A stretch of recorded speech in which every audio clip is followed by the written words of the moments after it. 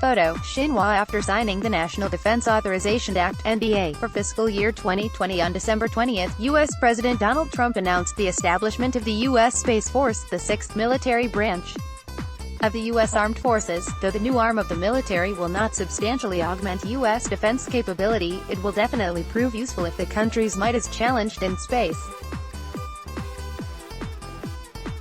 Preparing in advance is what the U.S. always does, since the U.S. is used to being in the lead.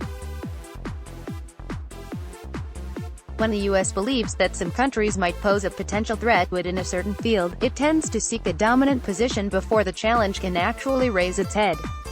Obviously, the main purpose of U.S. Space Force is to prepare for the future challenges in space. Since only China and Russia can compete with the U.S. in space, they naturally become the main target of this new change in the U.S. military.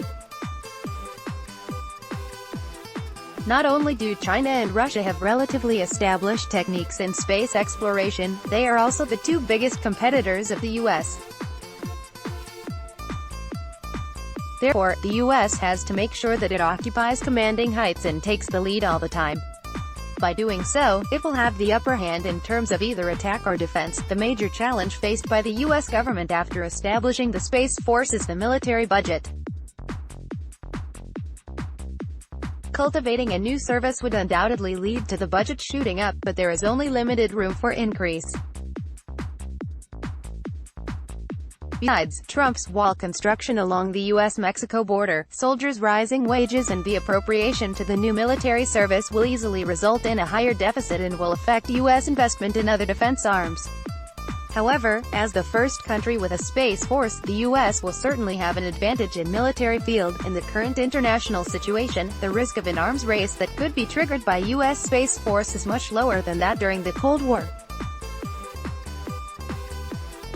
For the moment, Russia does not have enough power to compete with the U.S. because of its economy that is far from supporting sustainable development of its defense technologies. China does not intend to be in the race for hegemony with the U.S. Moreover, China has already learned from the experience of the Soviet Union. Engaging in an arms race with the U.S. would possibly drag itself down. Thus, China will not change its own development path and will only develop its military to meet its own needs. Like what U.S. Vice President Mike Pence said in 2018, it's not enough to merely have an American presence in space, we must have American dominance in space. But what are the odds of achieving dominance in space? On the one hand, there is not much difference among China, Russia and the U.S. in terms of space technologies development. The U.S. is also fully aware of the fact. This is the reason why Washington is setting up the Space Force. The U.S. hopes it can widen the gap with China and Russia when it comes to space programs, making itself the sole dominant power above the Earth.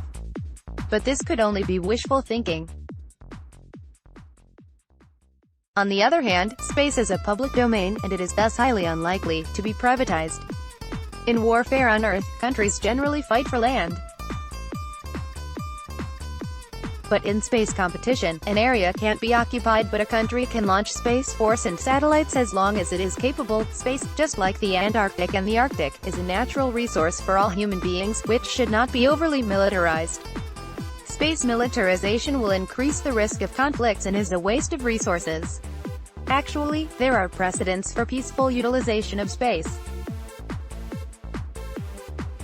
For example, the Soviet Union and the U.S. used to cooperate in space exploration. Every country should promote peaceful use of space and try not to utilize it as a platform to attack or threaten other countries. Thus, the world will be able to make better use of space to benefit humanity. Only countries longing for hegemony will overemphasize dominance, which will face resistance from most other countries. The international community can try to create pressure on the U.S. to discourage it from setting up a space force. However, it may not be an ideal step. Even the world sets up relevant international laws or mechanisms, the U.S. can choose to turn a blind eye to them. Hence, external restrictions on the U.S. could be weak.